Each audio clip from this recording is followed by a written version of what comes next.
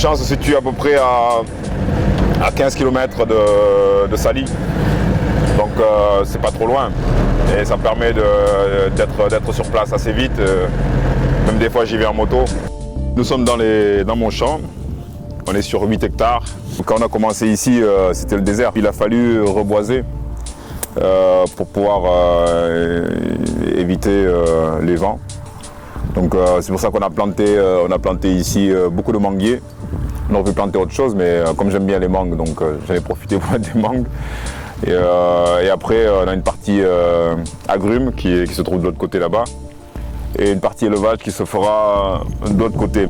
Je me suis lancé dans ce champ-là à titre personnel. C'était pas pour véhiculer un message de quoi que ce soit. Mais aujourd'hui, quand on voit la crise migratoire, je pense que c'était aussi nécessaire de véhiculer ce message que l'Afrique doit se développer par ses fils et par les Africains. Il ne faut pas attendre qu'on le fasse à notre place. Donc chacun à son niveau, avec ses moyens bien sûr, réfléchir à ce qu'on peut faire. Mon grand-père voulait que je reste travailler dans les champs de riz. C'est pas parce qu'on a fait une bonne carrière professionnelle qu'on est forcément obligé de rester dans le métier. Mon plus beau souvenir en tant que joueur, il y en avait plusieurs parce qu'on a connu des moments quand même extraordinaires. C'est l'année 2002, je ne peux pas tirer un souvenir spécial parce que ça a été à tout le niveau assez intense. Donc je prendrai comme date 2002 seulement, non seulement avec Lens, la Coupe d'Afrique au Mali et un apothéose de la Coupe du Monde.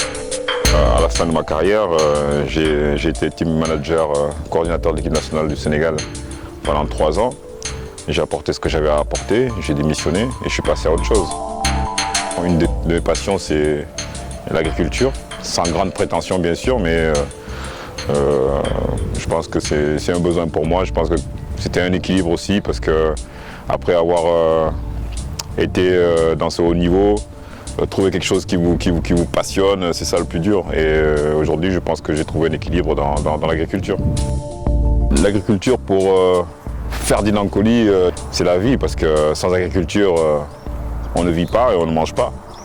Donc si tout le monde s'entasse dans les villes, qu'est-ce qu'on va faire? Donc je pense qu'il faut retourner à l'agriculture parce qu'en Afrique, on a la chance d'avoir ces terres qui sont très fertiles. Aujourd'hui, on ne va pas attendre qu'on vienne les développer à notre place. Et les difficultés quand on commençait ici, principalement, c'était le bétail. Le bétail qui rentrait un peu dans le champ et qui a arraché les pieds de mangue. Donc il a fallu clôturer. Bon, vous avez vu à l'entrée du champ, on a quand même carrément mis un mur. Et puis maintenant la clôture végétale a poussé, et ce qui a permis aussi maintenant de limiter l'entrée du bétail dans le champ. On y va par étapes. Parce qu'on ne peut pas tout faire d'un seul coup, parce que sinon on se perd. Je pense qu'il ne faut pas se précipiter. On ne travaille pas à la montre ici, on prend notre temps aussi. Et ce qu'on peut faire aujourd'hui, on le fait. Ce qu'on ne peut pas faire, on le remet à demain. Donc c'est sans pression.